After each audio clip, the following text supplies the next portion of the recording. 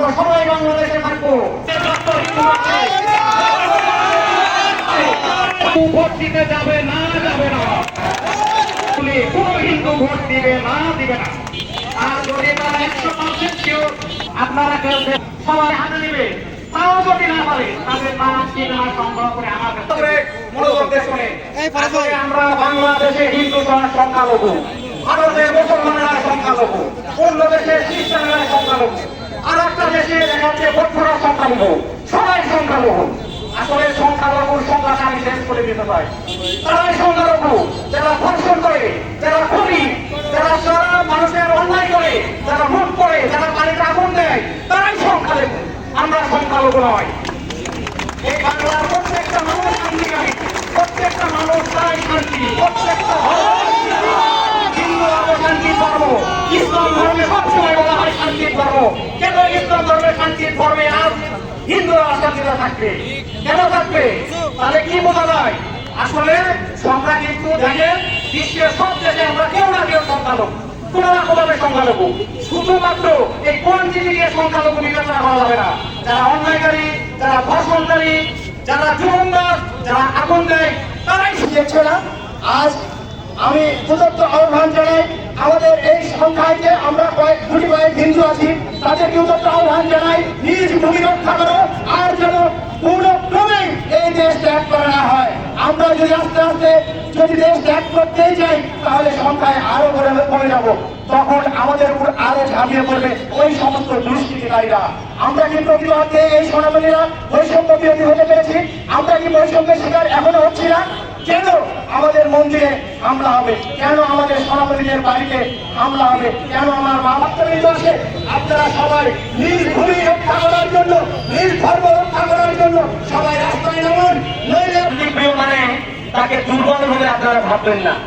আমরা দেখেছি যে এই সনাতন ধর্মের যে ইতিহাস, হনুমান সে যখন মাতা সীতাকে রাবণের মতো অপশক্তি অপহরণ করলো তখন কিন্তু সোনার লঙ্কা পুড়িয়ে ছারখার করে দিয়েছিল।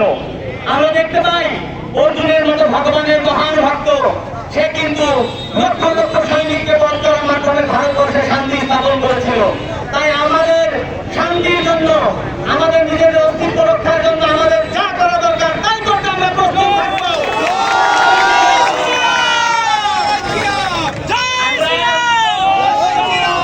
আমরা দেখবো না, আমরা দেখতে চাই না যে আমাদের ভাই, আমাদের বোন তারা মাথা নিচু করে বর্ডারের দিকে এগিয়ে যাচ্ছে।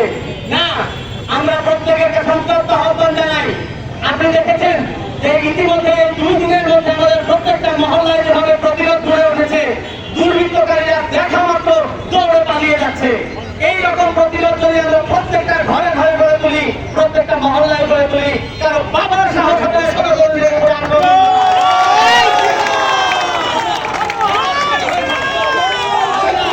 সবাইকে দেখিয়ে দিতে চাই না আমরা সংখ্যালঘু না, আমরা বাঙালি, আমরা বাংলাদেশি, আমরা হিন্দু, আমরা এই দেশের নাগরিক। আমরা আর ঘুমিয়ে থাকতে চাই না। যারা যোগ্য তাদেরকে খুব খুব অনায়াসে আমরা যত খুব অল্প সময়ে আমাদের তাদের বৈধ লাইসেন্স দেওয়া হোক, যেমন আমরা যেন তাদের বিপদে, আমাদের বিপদে সেটা আমরা নিজেরা ব্যবহার করতে পারি। হরে হরে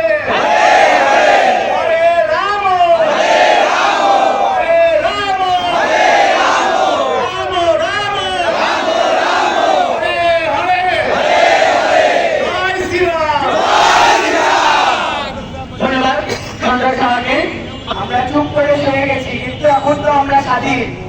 এখন আমাদের কথা বলার মতো অনেক শক্তি আছে।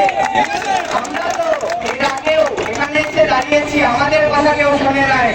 এখন আমাদের কথা তো শুনতে হবে, কারণ আমরাও তো এখানে সংখ্যালঘু বলে আমাদের যে এসে যা আছে বলে যাবে সেটা আমরা মেনে নিতে পারবো না কখনোই।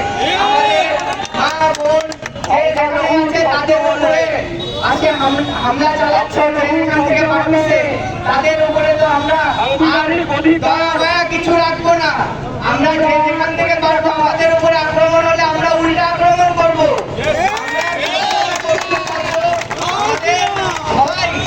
আমার শতকোটি প্রণাম দিবেন আপনারা, এবং এই মঞ্চ তৈরির উদ্দেশ্য এবং লক্ষ্য থাকে না, সাথেই করতে হয়।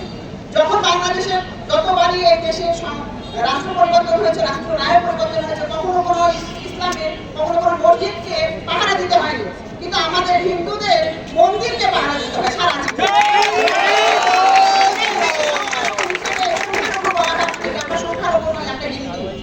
এখন থেকে আমাদের পরিচয় হবে আমরা হিন্দু। সংখ্যালঘু বলে বিভিন্ন দল বিভিন্ন সময় আমাদেরকে যে ব্যবহার করে, প্রতি মুহূর্তে যে ব্যবহার করে, এবং শুধু তাই না, আমাদের এই হিন্দু সমাজে একটা সমস্যা আছে, এরা 10 জন, এরা 10টা দল তৈরি করে রাখে নিজেদের মধ্যে, যাতে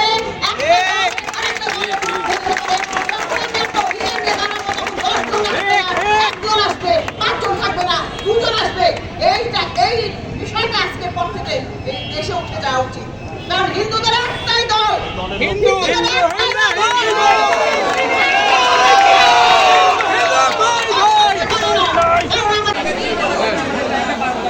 আমরা একটা জিনিসটা অনুভব করার চেষ্টা করি, পেছনে যারা আছেন আমি একটু অনুরোধ করছি, একজন একটু সামনে আসুন। পেছনে যারা আছেন আমি অনুরোধ করছি যে 1-2 জন একটু সামনে আসুন, যারা পেছনে আছেন। আমি